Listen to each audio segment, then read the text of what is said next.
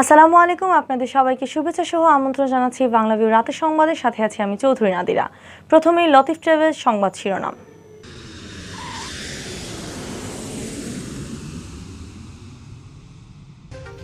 18 বছরের নিচে শিক্ষার্থীদের দেওয়া হবে ফাইজার ও মডার্নার টিকা। রোববার আন্তঃমন্ত্রণালয়ের সভায় চূড়ান্ত হবে সিদ্ধান্ত। সিলেট 3 আসনের উপনির্বাচনে বিপুল ভোটের ব্যবধানে আওয়ামী লীগের হাবিবুর রহমান হাবিব বিজয়ী। নির্বাচনে মানুষের আস্থা ফিরেনি, দাবি জাপার আতিকের।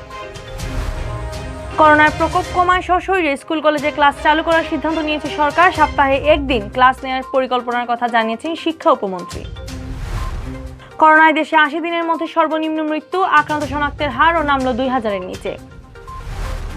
সিলেটে 24 ঘন্টায় করোনায় একজনের মৃত্যু, শনাক্ত 100-র নিচে, সংক্রমণ কমায় বিভাগ জুড়ে স্বস্তি। পীর হাবিবুর রহমান পাঠাগার অপসারণের প্রতিবাদ ও দ্রুত পুনঃস্থাপনের দাবিতে সিলেটে মানববন্ধন ও নাগরিক সমাবেশ।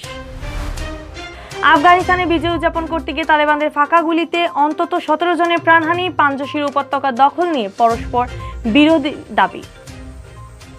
এতক্ষণ শুনছিলেন শিরোনাম, এবার বিস্তারিত। 18 বছরের নিচে শিক্ষার্থীদের ফাইজার ও মডার্নার টিকা দেওয়া হতে পারে বলে জানিয়েছেন স্বাস্থ্য ও পরিবার কল্যাণ মন্ত্রী জাহেদ মালিক। শনিবার সকালে নার্সিং ও মিডওয়াইফারি কোর্সে কম্প্রিহেন্সিভ পরীক্ষার তেজগাঁওয়ের একটি কেন্দ্র পরিদর্শন শেষে তিনি একথা বলেন। মন্ত্রী বলেন, 18 বছরের উপরে যে কোনো টিকা দেওয়া যাবে। 18 বছরের নিচে হলে বিশ্ব স্বাস্থ্য সংস্থা ও অন্যান্য দেশের নির্দেশনা দেখে ফাইজার ও মডার্নার টিকা দেওয়া হতে পারে। তিনি বলেন, কিভাবে শিশুদের টিকা দেওয়া যাবে সে বিষয়ে রোববার আন্তঃমন্ত্রণালয় বৈঠকে সিদ্ধান্ত হবে। তিনি বলেন, 12 বছরের বেশি হলে অন্যান্য দেশে যেভাবে দেওয়া হচ্ছে, বিশেষ করে যুক্তরাষ্ট্র ও ব্রিটেনে শিশুদের ফাইজার ও মডার্নার টিকা দেওয়া হচ্ছে, আমরাও এটি অনুসরণ করতে পারি। ক্যাম্পেইনে দ্বিতীয় ডোজের টিকা মজুদ আছে জানিয়ে জাহিদ মালিক বলেন, ক্যাম্পেইনের মাধ্যমে যাদের প্রথম ডোজ দেওয়া হয়েছে আগামী 7 সেপ্টেম্বর থেকে তাদের দ্বিতীয় ডোজ দেওয়া হবে। প্রথম ডোজ যে কেন্দ্রে দেওয়া হয়েছে দ্বিতীয় ডোজও একই কেন্দ্রে নিতে হবে। গ্রামে টিকা দেওয়ার জন্য মানুষের আগ্রহ কম ছিল, আমরা তাদের অনুপ্রাণিত করতেই এই কর্মসূচি হাতে নিয়েছিলাম। মন্ত্রী বলেন, টিকা পাওয়ার ভিত্তিতে পর্যায়ক্রমে বাকিদেরও টিকা নিশ্চিত করা হবে। চীনের সাথে নতুন করে 6 কোটি ও বিশ্ব স্বাস্থ্য সংস্থার কাছে 10.5 কোটি টিকা চাহিদা দেওয়া হয়েছে। আগামী বছরের জানুয়ারি নাগাদ এসব টিকা পাওয়ার আশা করা হচ্ছে। এই 16.5 কোটি টিকা পেলে সংকট কেটে যাবে। সিলেট 3 আসনে উপনির্বাচনে বিপুল ভোটের ব্যবধানে বিজয়ী হয়েছেন আওয়ামী লীগ প্রার্থী Habibur Rahman Habib. Electronic voting machine EVM পদ্ধতিতে দিনভর শান্তিপূর্ণভাবে ভোট গ্রহণ শেষে হাবিবকে বেসরকারিভাবে সংসদ সদস্য ঘোষণা করেন রিটার্নিং কর্মকর্তা। এ জয়ের মাধ্যমে জনপ্রতিনিধি হিসাবে প্রয়াত মাহমুদুজ্জামান চৌধুরীর স্থলাভিষিক্ত হলেন তিনি। নির্বাচনে 30% উপরে ভোট পড়েছে। বিস্তারিত জানাচ্ছেন হাসান মোহাম্মদ শামীম। প্রথমবারের মতো সিলেটে কোনো আসনে সবকটি কেন্দ্রে এবার ভোট গ্রহণ করা হলো ইভিএমে। প্রযুক্তির সহায়তায় ভোটাররা দ্রুত সময়ে ভোট দিতে পারায় কোনো কেন্দ্রেই ছিল না দীর্ঘ লাইন। তবে 2 মাসের বেশি প্রচারণা চালানো হলেও নির্বাচন ঘিরে ভোটারদের আগ্রহ তৈরি করতে পারেননি কোনোই প্রার্থী। ফলে নির্বাচনে ভোটার উপস্থিতি ছিল কম, বিশেষ করে নারী ভোটারদের উপস্থিতি ছিল খুবই নগণ্য। আসনভুক্ত 3 উপজেলার 149টি কেন্দ্রের সবকটিতে বিজয়ী হয়েছে নৌকা প্রতীক। নৌকা প্রতীক নিয়ে হাবিবুর রহমান হাবিব পেয়েছেন 89,705টি ভোট, আর নিকটতম প্রতিদ্বন্দ্বী জাতীয় পার্টির আতিকুর রহমান আতিক পেয়েছেন 24,604 ভোট, অর্থাৎ 65,101 ভোটের ব্যবধানে বিজয়ী হয়েছেন আওয়ামী লীগের হাবিবুর রহমান হাবিব। বাকি 2 প্রার্থী বিএনপি থেকে বহিষ্কৃত সাবেক সাংসদ শফিয়া আহমেদ চৌধুরী ও বাংলাদেশ কংগ্রেসের জুনায়েদ মাহমুদ মিয়া প্রতিদ্বন্দ্বিতায় আসতে পারেননি। সিলেট 3 আসনভুক্ত 4 থানার মধ্যে বালাগঞ্জে নৌকা 24,273 ভোট, লাঙ্গল 3,337 ভোট, ফেঞ্চুগঞ্জে নৌকা 22,224 ভোট, লাঙ্গল 4,556 ভোট, মোগলাবাজারে নৌকা 20,744 ভোট, লাঙ্গল 13,588 ভোট এবং দক্ষিণ সুরমায় নৌকা 22,464 ভোট ও লাঙ্গল 3,123 ভোট পেয়েছে। নির্বাচনী পরিবেশ নিয়ে সন্তোষ প্রকাশ করেছেন প্রতিদ্বন্দ্বিতাকারী আওয়ামী লীগের প্রার্থী হাবিবুর রহমান হাবিব, জাতীয় পার্টির আতিকুর রহমান আতিক ও স্বতন্ত্র প্রার্থী শফি আহমেদ চৌধুরী। তবে সকালে আতিকুর রহমান আতিক অভিযোগ করেন, ফেঞ্চুগঞ্জের 7টি কেন্দ্র ও দক্ষিণ সুরমার কুচাই শ্রীরামপুর কেন্দ্র থেকে তার এজেন্ট বের করে দেওয়া হয়েছে। লাঙ্গলের ভোটারদের জোর করে নৌকায় ভোট দিতে বাধ্য করা হচ্ছে। তবে ফলাফলের পর তিনি অভিনন্দন জানিয়েছেন হাবিবুর রহমান হাবিবকে। সন্তোষ প্রকাশ করেছেন নির্বাচন প্রক্রিয়া ও পরিবেশ নিয়ে। এই উপনির্বাচন দেশের জন্য মডেল হিসেবেও মন্তব্য করেন তিনি। তবে নির্বাচন থেকে মানুষের আস্থা উঠে যাওয়ায় ভোট প্রদান কাঙ্ক্ষিত হয়নি বলে দাবি করে তিনি বলেন, ভোটারদের ভেতর থেকে ভয়ভীতি দূর না হয় কাঙ্ক্ষিত ভোট কাস্ট হয়নি। সরকার ও নির্বাচন কমিশনকে এই ভীতি দূর করতে হবে। যে মানুষকে পরিবেশ পায় না, মানুষ মনে করে যে ভোটে গেলে আমার নিরাপত্তা কি, আমি কেন যাব, আমার ভোটকে আমি দিতে পারবো, এবং মানুষের বলে সংখ্যা থাকে যেখানে গণ্ডগোল হবে। তো এইগুলো আমার মনে হয় নির্বাচন কমিশন মানুষকে আস্থায় আনতে হবে। আমি প্রার্থী হিসেবে দিন রাত পরিশ্রম করেছি যে ভোটারদেরকে কোনো রকম আস্থার মধ্যে আনার জন্য, কিন্তু শেষ পর্যন্ত ব্যর্থ হয়েছি দুইটা কারণে আমি বলেছি। সেটা হচ্ছে যে ভোটার কেন্দ্রে কিছু আসছে, আসার পর দেখে যেখানে তার ভোট দিলে তার ভোটটা কার্যকর হবে না, সে চলে গেছে। এখন আমি মনে করি এইভাবে নির্বাচন প্রক্রিয়া থাকলে নির্বাচনী ব্যবস্থা ভেঙে যাবে। বিজয়ের পর হাবিবুর রহমান হাবিব তার এই বিজয়কে নির্বাচনী এলাকার জনগণকে উৎসর্গ করে বলেন, এই উপনির্বাচনে ভোটাররা প্রমাণ করেছেন তারা শেখ হাসিনার নেতৃত্বে অবিচল।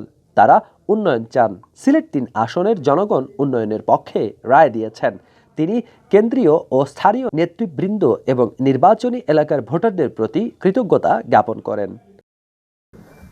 বিশেষ ধন্যবাদ জানাই আমার সিলেট ৩ নির্বাচনী এলাকার সকল মানুষদের প্রতি, কারণ এই সিলেট ৩ মানুষদের ভালোবাসা আমি পেয়েছি। গত ৩ মাস ধরে দিন রাত অক্লান্ত পরিশ্রম করেছেন, তাদের নিজের টাকা খরচ করে মিছিল মিটিংয়ে গ্রাম থেকে গ্রামান্তরে পাড়া মহল্লায় তারা প্রতিনিয়ত কষ্ট করেছেন। আমাদের তরুণরা আমার প্রতি যে সমর্থন, অকুণ্ঠ সমর্থন দিয়েছেন, আমি তাদের ঋণ কোনদিন শোধ করতে পারবো না। বিশেষ করে ৩ উপজেলা আওয়ামী লীগের নেতৃত্বে যেভাবে ওনারা কাজ করেছেন, ৩ উপজেলা আওয়ামী লীগের সংগ্রামী সভাপতি। গেল 11 মার্চ করোনা আক্রান্ত হয়ে টানা 3 বারের সাংসদ মাহমুদুস সামাদ চৌধুরী মারা গেলে আসনটি শূন্য ঘোষণা করা হয়। উপনির্বাচনের তফসিল ঘোষণা করা হলে বিএনপি তা বর্জন করে। হাসান মোহাম্মদ শামীম, বাংলাভিউ, সিলেট। করোনা মহামারীর প্রকোপ কমতে থাকায় সশরীরে স্কুল কলেজে ক্লাস চালু করার সিদ্ধান্ত নিয়েছে সরকার।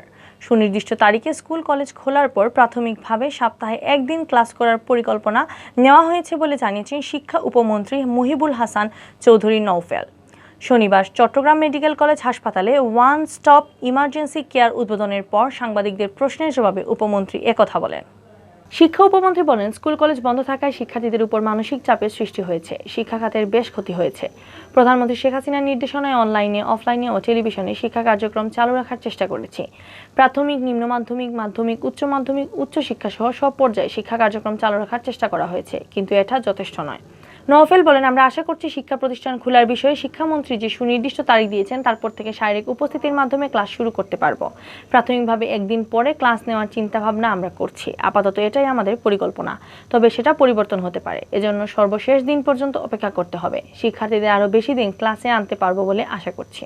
তিনি আরো বলেন, এই মুহূর্তে প্রাথমিকভাবে আমাদের চিন্তা হচ্ছে করোনা সংক্রমণ হার নিয়ন্ত্রণে রাখা। সংক্রমণ হার এখন নিয়ন্ত্রণের মধ্যেই আছে, স্বাস্থ্য খাতের উপর তেমন চাপ পড়ছে না। মন্ত্রী বলেন, এসএসসি ও এইচএসসি পরীক্ষার সংক্ষিপ্ত সিলেবাসে শারীরিক উপস্থিতির মধ্যে নেওয়ার যে প্রচেষ্টা আছে সেটা অব্যাহত থাকবে, এটাই আমাদের আপাতত লক্ষ্য। অ্যাসাইনমেন্ট কার্যক্রম স্বাভাবিকভাবেই চলবে। তিনি বলেন, আমরা নতুন সিলেবাস প্রণয়নের রূপরেখা দাঁড় করিয়েছি। প্রধানমন্ত্রীর সঙ্গে আলোচনা করার পরপরই নতুন সিলেবাস বাস্তবায়ন করতে পারব। দেশে 24 ঘন্টায় করোনা ভাইরাসে মারা গেছেন আরও 61 জন, যা গেল 80 দিনের মধ্যে সর্বনিম্ন। এর আগে গত 16 জুন 60 জনের এবং 17 জুন 63 জনের মৃত্যু হয়। এরপর মৃতের সংখ্যা এর চেয়ে আর কমেনি। এদিকে মৃত্যুর সংখ্যা কমার পাশাপাশি শনাক্তের সংখ্যা নেমে এসেছে 2000-এর নিচে। গত একদিনে শনাক্ত হয়েছেন 1743 জন, বিপরীতে সুস্থ হয়েছেন 3421 জন। শনিবার বিকেলে স্বাস্থ্য অধিদপ্তরের অতিরিক্ত মহাপরিচালক ডাক্তার নাসিমা সুলতানের স্বাক্ষরিত বিজ্ঞপ্তিতে জানানো হয়, গেল 24 ঘন্টায় 17,438টি নমুনা পরীক্ষা করা হয়। এতে শনাক্ত হন 1743 জন, যাতে দৈনিক শনাক্তের হার 9.42% হয়েছে। আর এ পর্যন্ত শনাক্ত হয়েছেন 15,12,026 জন, যাতে শনাক্তের মোট গড় হার 16.73%। স্বাস্থ্য অধিদপ্তরের তথ্য অনুযায়ী গত একদিনে যারা মারা গেছেন তাদের মধ্যে 30 জন পুরুষ, 31 জন নারী। এ নিয়ে করোনায় মারা গেলেন 26,493 জন। অন্যদিকে করোনা থেকে একদিনে সুস্থ হয়েছেন 3,421 জন, মোট সুস্থ হয়েছেন 14,46,003 জন। 2020 সালের 8 মার্চ দেশে প্রথম করোনা রোগী শনাক্ত হন। এর 10 দিন পর 18 মার্চ প্রথম রোগীর মৃত্যুর খবর আসে। কয়েক মাস সংক্রমণ ও মৃত্যুর হার ঊর্ধ্বগতিতে থাকার পর অনেকটা নিয়ন্ত্রণে চলে আসে। চলতি বছরের শুরুতে করোনা ভাইরাসের প্রকোপ অনেকটা নিয়ন্ত্রণে ছিল, তখন শনাক্তের হার 5%-এর নিচে ছিল। তবে গত মার্চ থেকে মৃত্যু ও শনাক্তের হার আবার বাড়তে থাকে। জুলাই মাস জুড়ে পরিস্থিতি বেশ মারাত্মক পর্যায়ে থাকলেও গত কয়েকদিন ধরে পর্যায়ক্রমে কমছে মৃত্যু ও শনাক্তের হার।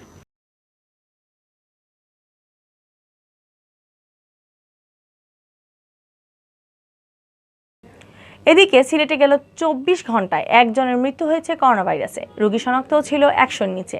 এতে সিলেটে করোনা পরিস্থিতি নিয়ে খানিকটা স্বস্তি বিরাজ করছে। শনিবার দুপুরে স্বাস্থ্য অধিদপ্তরের সিলেট বিভাগীয় পরিচালক ডাক্তার হিমাংশু লাল রায় স্বাক্ষরিত এক প্রতিবেদনে এ তথ্য জানানো হয়।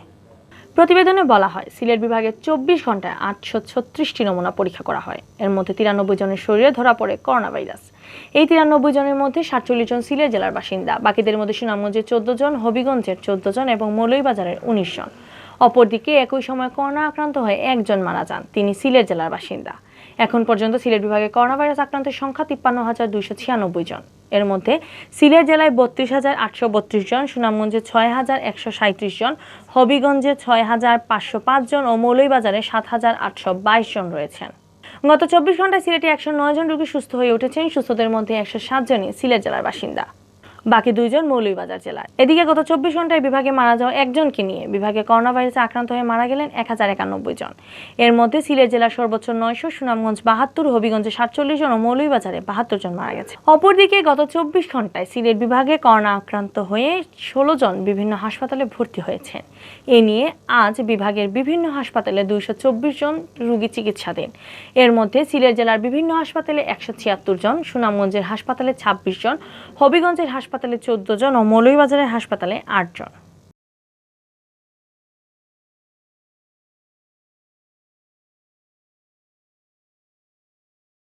পীর হাবিবুর রহমান পাঠাগার অপসারণের প্রতিবাদে ও দ্রুত পুনঃস্থাপনের দাবিতে সিলেটে মানববন্ধন ও নাগরিক সমাবেশ অনুষ্ঠিত হয়েছে। শনিবার দুপুর সিলেট কেন্দ্রীয় শহীদ মিনারের সামনে এ কর্মসূচি পালিত হয়। বক্তারা পীর হাবিবুর রহমান পাঠাগারের সাইনবোর্ড অপসারণ ও পাঠাগারের কার্যক্রম বন্ধ রাখায় তীব্র নিন্দা জানান। নাগরিক সমাবেশে বক্তারা বলেন, মুক্তিযুদ্ধের ঐতিহাসিক অর্জনকে সমুন্নত রাখার স্বার্থে ভাষা সৈনিক পীর হাবিবুর রহমানের পাঠাগারের কার্যক্রম চালু করতে হবে। দেশে যখন পাঠাগার আন্দোলন বেগবান করার মাধ্যমে আগামী প্রজন্মের চিন্তা চেতনাকে সমৃদ্ধ করার প্রচেষ্টা চলছে, ঠিক সেই সময় সিলেটের পীর হাবিবুর রহমান পাঠাগার এর সাইনবোর্ড অপসারণ করার মাধ্যমে ধৃষ্টতা দেখিয়েছে সিলেট সিটি কর্পোরেশন।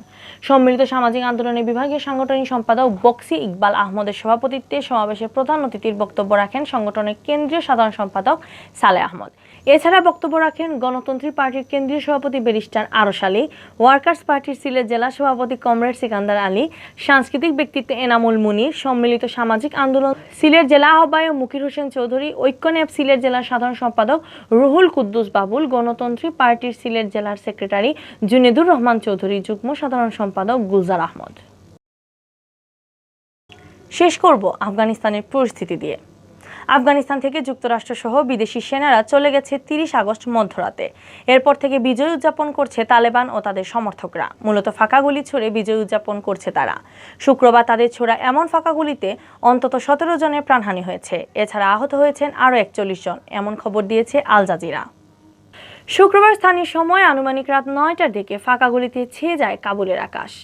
ধারণা করা হচ্ছে বিদ্রোহীদের হাত থেকে তালেবানদের পাঞ্জিশি উপত্যকা দখল নিয়েছে। এমনটা শোনার পর ফাঁকা গুলি ছুড়ে উদযাপন শুরু হলে হতাহতের এই ঘটনা ঘটে। তবে তালেবান বিরোধী ন্যাশনাল রেজিস্ট্যান্স ফ্রন্ট বলছে পাঞ্জিশির পতন হয়নি।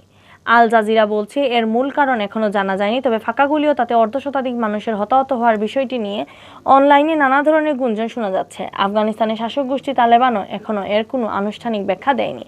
তবে তালেবানদের মুখপাত্র কড়া ভাষায় এই ঘটনার তীব্র নিন্দা জানিয়েছেন। তবে তালেবানের মুখপাত্র জাবিহুল্লাহ মুজাহিদ তার টুইটার অ্যাকাউন্টের মাধ্যমে দেওয়া এক বার্তায় আকাশে ফাঁকা গুলি ছোড়ার উপর নিষেধাজ্ঞা জারি করে বলেছেন, মানুষ যেন বাতাসে গুলি চালানোর পরিবর্তে আল্লাহর শুকরিয়া আদায় করেন। গুলি ছোড়ার ঘটনায় জড়িতদের তীব্র ভাষায় তিরস্কার করে জাবিউল্লাহ মুজাহিদ বলেছেন, আকাশে গুলি ছোড়া বাদ দিয়ে বরং আল্লাহকে ধন্যবাদ দাও। বুলেটে বেসামরিকদের ক্ষতি হতে পারে, প্রয়োজন ছাড়া কেউ কোনো গুলি করবে না। কাবুল থেকে পূর্ব দিকে নানগারহার প্রদেশেও এইরকমভাবে উল্লাসের গুলি ছোড়ার ঘটনায় 14 জন আহত হয়েছেন। এই প্রদেশটির রাজধানী জালালাবাদের একটি এলাকার এক হাসপাতালের মুখপাত্র গুলজাদা সানগার এমনটাই জানিয়েছেন। এদিকে বিবিসি জানিয়েছে, আফগানিস্তানের পাঞ্জিশির উপত্যকায় তালেবানদের সঙ্গে আহমেদ মাসুদ নেতৃত্বাধীন প্রতিরোধ যোদ্ধাদের তুমুল লড়াই চলেছে। উভয় পক্ষের দাবি, গত কয়েকদিনের এই লড়াইয়ে একে অপরের বহু যোদ্ধাকে হতাহত করেছে। কয়েকটি এলাকা দখলের দাবি করে তালেবান বলেছে ন্যাশনাল রেজিস্ট্যান্স ফ্রন্টের ব্যাপক ক্ষয়ক্ষতি হয়েছে, কিন্তু ফ্রন্টের দাবি পাঞ্জাশি তাদের দখলে আছে। সব প্রবেশদ্বার তারা রক্ষা করতে পেরেছে, তালেবানের কয়েকশো যোদ্ধাকে হারিয়েছে। তালেবানের মুখপাত্র জাবিউল্লাহ মুজাহিদ বলেছেন, তাদের যোদ্ধারা পাঞ্জাশির প্রবেশ করে কিছু ভূখণ্ডের নিয়ন্ত্রণ নিয়েছে। স্থানীয় সশস্ত্র গোষ্ঠীর সঙ্গে আলোচনা ব্যর্থ হওয়ার পর আমরা অভিযান শুরু করেছি, তাতে ব্যাপক ক্ষয়ক্ষতি হয়েছে। কিন্তু ন্যাশনাল রেজিস্টার ফ্রন্টের এক মুখপাত্র জানিয়েছেন, পাঞ্জাশির সব গিরিপথ ও প্রবেশপথ তাদের পূর্ণ নিয়ন্ত্রণে আছে এবং উপত্যকার প্রবেশ মুখে জেলার সতুল দখলের চেষ্টা ব্যর্থ করে দিয়ে তালেবানদের হটিয়ে দিয়েছে তারা। পুরো আফগানিস্তান শুধু পাঞ্জাশির দখল করতে পারেনি তালেবান। সাবেক আফগান সেনা ও স্থানীয় কয়েক হাজার মিলিশিয়া তালেবানের সঙ্গে লড়াই করেছে। সাবেক ভাইস প্রেসিডেন্ট আমরুল্লাহ সালের অনুগত বাহিনীও এর সঙ্গে যোগ দিয়েছে।